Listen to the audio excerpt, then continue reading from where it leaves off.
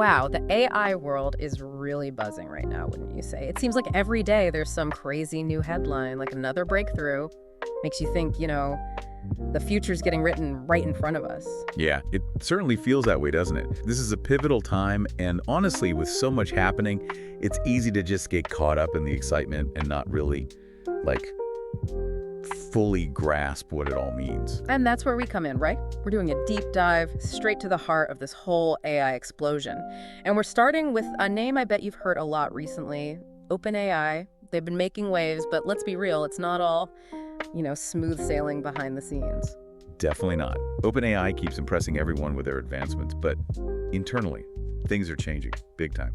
And it's raising questions about where they're going, what they're going to do next. Okay, so let's talk about this whole for-profit thing. A potential $10 billion for Sam Altman. Whoa, that's got to raise some eyebrows, right? Makes you wonder, what's motivating this? Especially since OpenAI started as a nonprofit. Altman says that number's exaggerated, but this shift towards making money, it's got everyone talking. Can you really make a profit and still develop AI ethically? Can those two things coexist? It's a big question, isn't it? Can any company, if it's all about profit, really put what's best for humanity first? Especially with something as powerful as, artificial intelligence. And this tension, this internal pull is playing out in who's leaving the company. Mira Murati, she was their CTO, the top tech person. She left recently.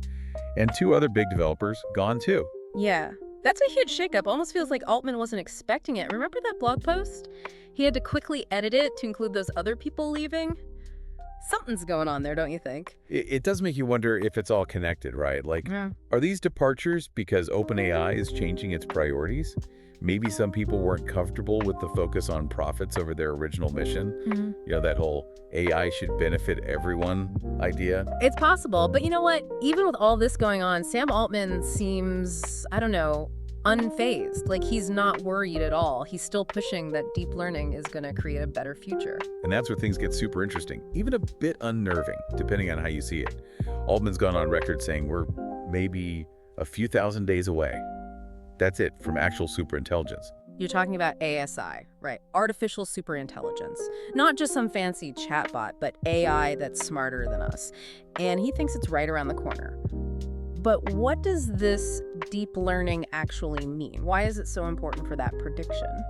Yeah, it's a good question, and you kind of have to understand the basics. Deep learning, it's a type of machine learning. It's all about these AI systems analyzing tons of data, like mountains of it. Think of it like training a dog, but instead of treats, it's information. The more you feed the AI, the more it learns, the more it changes and adapts. So is Altman saying that if we keep feeding these AI systems more and more, we're going to create something smarter than us, faster than we thought? Because that's pretty exciting, but also, a little scary. A little scary is putting it mildly. It's huge. But we have to remember, this whole AI thing is not just one company, right? OpenAI is getting all the attention, sure, but there are others, lots of them, all pushing the boundaries in different ways. Exactly. It's a whole scene now. Like Anthropic, they were founded by people who used to work at OpenAI, and they just got a $40 billion valuation. That's serious money, even if they're not as big as OpenAI. What's so special about them? Why are investors so gung-ho? Well, what's really interesting about Anthropic is how they approach the whole AI safety thing. It seems like OpenAI thinks they can control superintelligence, keep it in check. Anthropic, they're more cautious. They want to build AI systems that are inherently on the same page as us humans, predictable, transparent. So it's not just about making AI that's super powerful, but also making sure it's safe, ethical, all that. Maybe that's why we're seeing all these big names leaving the big companies and going to startups like Anthropic. Totally. It shows you how much this field is changing, how dynamic it is. It's a race, yeah, but not just about technology, it's about ideas. Where's the line between, inventing something new and doing it responsibly? Who decides that? That's the big question, isn't it? And it's not just for the tech geniuses to figure out. Which brings us to politics, regulations, all that fun stuff. Remember California's AI bill, SB 1047? It was going to be one of the toughest regulations in the world. Then, bam, vetoed. Yeah, SB 1047, that was a big one. They wanted to hold AI developers responsible for what their creations do in the real world. Before you release anything, you got to do a full risk assessment, be totally transparent about what could go wrong. Makes sense, right?